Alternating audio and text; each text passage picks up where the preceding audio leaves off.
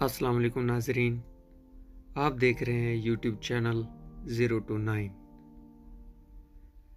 روح کی آبیاری کی قسط نمبر 3 میں وقار احمد گوہر کی آواز میں عثمان مقصود آپ سے مخاطب ہے۔ ناظرین، وقتی جدائی یا ابدی جدائی دونوں ہی وقت کے ساتھ ساتھ بارش کی ان بوندوں کی طرح روح پر اترتی رہتی ہیں جو زمین پر اترتے ہی خشک ہو جائیں، اور کبھی کبھی کچھ خاص موقعوں پر جھڑی کی صورت آنکھوں کے رستے باہر بھی نکل آتی ہیں، اور دلچسپ بات یہ کہ اس موقع پر بھی مروت کا ساتھ نبھانا پڑتا ہے کہ جذبات اور احساسات لوگوں کی نظروں سے دور رہیں۔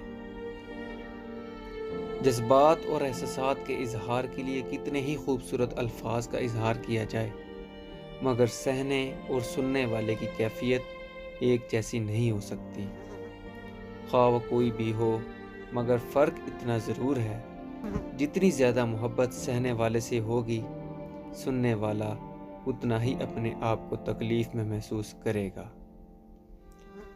جس طرح آسمان سے ایک ہی جیسی بارش زمین پر اترتی ہے، لیکن زمین پر ایک ہی جیسی فصل نہیں ہوتی، کیونکہ فصل کا تعلق زمین کے زرخیز ہونے، بوئے جانے والے بیج، کاشتکار کی اس کے ساتھ کی جانے والی محنت اور اس فصل کی دیکھ بھال پر منحصر ہوتی ہے۔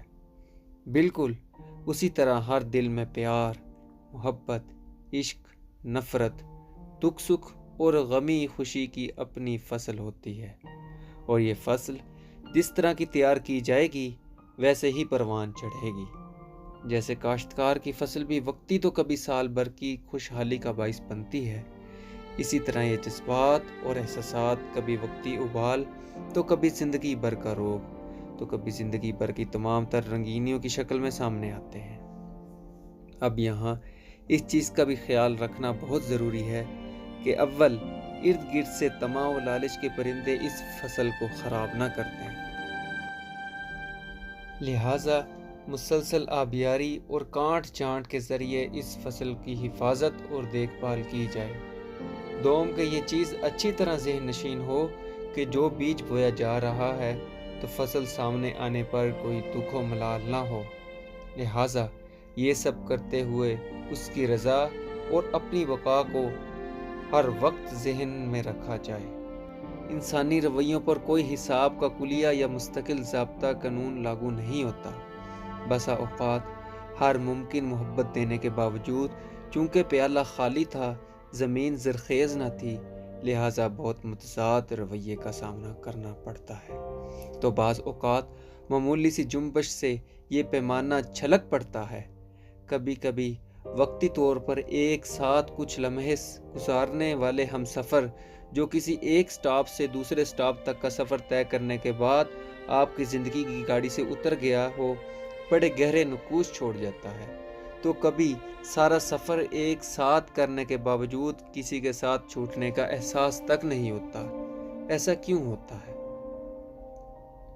اپنے آپ کو یا اپنے سے وابستہ کسی قریبی رشتے تعلق واسطے کو تکلیف میں دیکھ کر اس تکلیف کو محسوس کرنا کمال نہیں، کیونکہ اصل خوبصورتی یہ ہے کہ سامنے جو بھی ہو اس کی تکلیف کو اسی طرح محسوس کیا جائے جیسے اسی پر بیت رہی ہے۔ یہ احساسات کیسے پیدا ہوں؟ یہاں پر ایک اہم چیز یہ ہے کہ احساس اور تکلیف کیسے اور کیوں محسوس ہوگی، تو یہ ذہن نشین ہونا چاہیے کہ یہ اس کی خصوصی عنایت اور من کی فصل کی خوبصورت آبیاری سے ہی ممکن ہے۔ محبت کی پہلی سیڑھی عزت اور احترام ہے۔ جہاں عزت اور احترام نہیں وہاں محبت نہیں ہو سکتی، مگر یہ انا کو ختم کرنے کا بھی نام ہے، کیونکہ کہتے ہیں نا، تم ہی کہو محبت میں انا کا کام ہی کیا۔ محبت پا لینے کے بعد ایسا محسوس ہوتا ہے کہ پوری دنیا کی بادشاہی حاصل کر لی، مگر یہ تو فقیر بنا دیتی ہے، کیونکہ کہتے ہیں نا، جب تک بکے نہ تھے کوئی پوچھتا نہ تھا۔ جس سے محبت ہو اس کی ہر نسبت سے بھی پیار ہوتا ہے، ہر ممکن خامیوں پر پردہ پوشی کی جاتی ہے۔ محبت بدگمانی، ذاتی مفاد اور وقتی تسکین سے بالاتاق ہو کر کی جاتی ہے۔ جس سے محبت ہو اس کا ہر درد تکلیف بغیر زبان سے کہے اور رویے کی کشش سے اگر محسوس نہ کر پائے تو کیسی محبت؟ محبتوں کے مسافر چاہتوں کی راہ پر گامزن، منزلوں کی دشواریوں سے کبھی گھبراتے نہیں۔ نتیجہ جو بھی ہو جیسا بھی ہو، راستے ادھورے چھوڑ کر بیچ راہ چھوڑ کر جاتے نہیں۔ ناظرین، اگر آپ کو روح کی آبیاری کی یہ قسط پسند آئے تو اس ویڈیو کو لائک، شیئر اور ہمارے چینل 0 to 9 کو ضرور سبسکرائب کیجیے گا۔ اور اگر آپ نے روح کی آبیاری کی پہلی 2 اقساط نہیں دیکھی تو ہمارے چینل کی مین پروفائل پہ جا کر وہ اقساط بھی دیکھیے گا۔ امید ہے آپ کو وہ اقساط بھی اچھی لگیں گی۔ شکریہ۔